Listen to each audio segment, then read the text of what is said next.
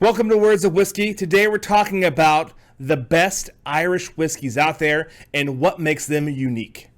I have spent the last few years traveling the world and writing about my favorite elixir, whiskey. This show is all about the brands, the spirits, and the distilleries you know and love. Join us as we share our stories and our words of whiskey. Well, as you can tell, it is St. Patrick's Day here on Words of Whiskey. I am Josh. Thank you for stopping by. I will take down this beer so I can talk to you and taste a little bit easier.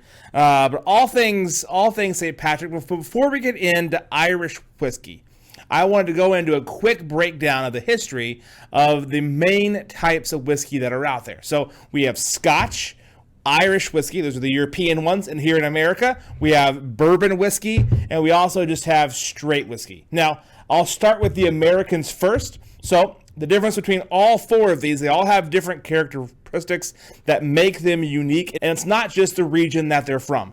Of course, Irish whiskey is done in Ireland, Scottish whiskey is done in Scotland, and American whiskey is done with bourbon and straight whiskey is all done in America in New Age oak. But so Scottish whiskey and Irish whiskey, the two biggest differences is with Scottish whiskey, you're looking at a higher concentration of malted barley and only twice distilled. What twice distilled means is when they put in the pure grain alcohol into the distillery, they warm it up to a point where evaporation happens and alcohol rises to the top.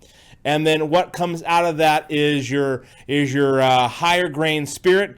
And then they do that 2 times, usually for clarity and for flavor, whereas Irish whiskey is a fermented yeast mash mixed with a malted barley as well. And it's less malted barley, and there's a historic reason why.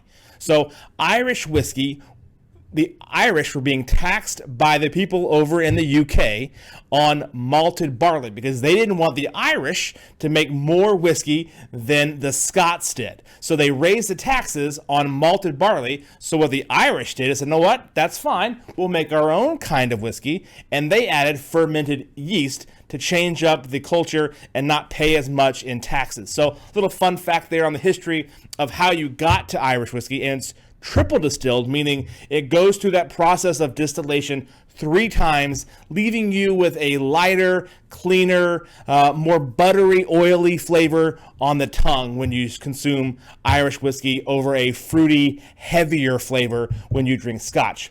Same thing here with the American whiskey. Bourbon whiskey, as we all know, 51% corn and 2 years New Age oak. And then straight whiskey, same thing, a mixture of either rye, bourbon, corn, 2 years New Age oak. But we're focusing here on these 2 guys right here. As you can see, they're not even unopened yet. Probably a flaw on my part. I should have been more prepared. Here we go. I'm opening this now. So, little fun fact, if you're at a party, people in Ireland call Tullamore Tully. So they'll say, give me a glass of Tully, and that is Tullamore. It is a lovely little town right smack dab in the middle of Ireland. I have had the opportunity to go there and check it out. They have a fake distillery that's in the center of town. So I went there and I kind of walked around and got a chance to eat there. And then I got a chance to go out and have a private tour at their actual distillery on the outskirts. So the way that I like to try is I do a pour neat first. Neat, of course, means just no ice, no water. So pour it straight. There's 3 ways when you're tasting. There's 3 components to it. There's nosing, there's the beginning, and then the finish. So when you nose Tully, you're getting fruity, almost a like biscuit-like flavor. Very clean, not harsh at all. When you're tasting, you don't ever want to bury your nose in the glass. You want to just sit it on the top part of your lip. Just inhale kind of lightly. Now we're going to do a very small taste. I haven't had alcohol all day, so you don't want to like do a giant chug and burn your taste buds.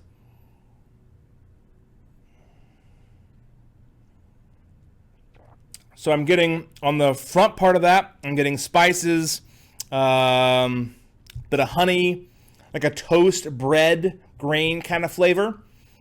And the back of it is a really sweet, like a toffee caramel. It's a great note there. So here's kind of also a fun fact. If you don't like the first sip or two, you think it's too aggressive, too harsh, too forward tasting, you can always take a little bit of water and do a dab or two, and that's going to cut the alcohol, and give you a different flavor. So when I cut it, I'm still getting the buttery. I've kind of lost some of the spice, but I'm still getting that like butter toast kind of feel, and I still have the sweet toffee caramel at the back end. So that is the Tully. And I will tell you this, in America, people, usually frat houses, love to call Jameson JMO. In Ireland, they do not call it JMO, nor do they like being called JMO, but feel free. It is St. Patrick's Day. Odds are if you're watching this, you're probably from the United States, so go crazy. Do what you want to do. Same thing. You're going to notice the light coloration. That comes down to that being triple distilled. I put that cap back on. The Jameson distillery they have two. They have their main like touristy one right there in Dublin, but the actual main one is a little bit outside of Cork, which is on the southern part of Ireland. And again, I'm going to nose that. I'm getting floral, sweet kind of floral notes. Whew, it's going to bite some. I can tell. Okay, that first sip is a spicy, nutty kind of vanilla. And again, there's no right or wrong answer. I think there's probably a wrong answer. That's not true. But I think I like about this the most is that you can experience it for yourself and see what notes you pick up on, have your friends around talking about what you're tasting, how you're tasting it, and really kind of make it an enjoyable experience.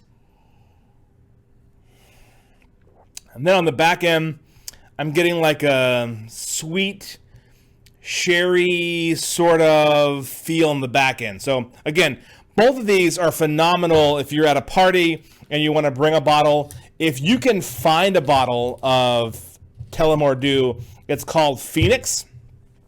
And if St. Patrick's Day happens to be cold, like it has been in the past, a bottle of Tullamore Dew's Phoenix is phenomenal. It is a burning sensation in the beginning, but it goes down so smooth. I highly recommend that. That is your Words of Whiskey Irish St. Patrick's Day tradition of sharing. Hope you guys enjoy responsibly, and we'll see you right back here for the next edition of Words of Whiskey.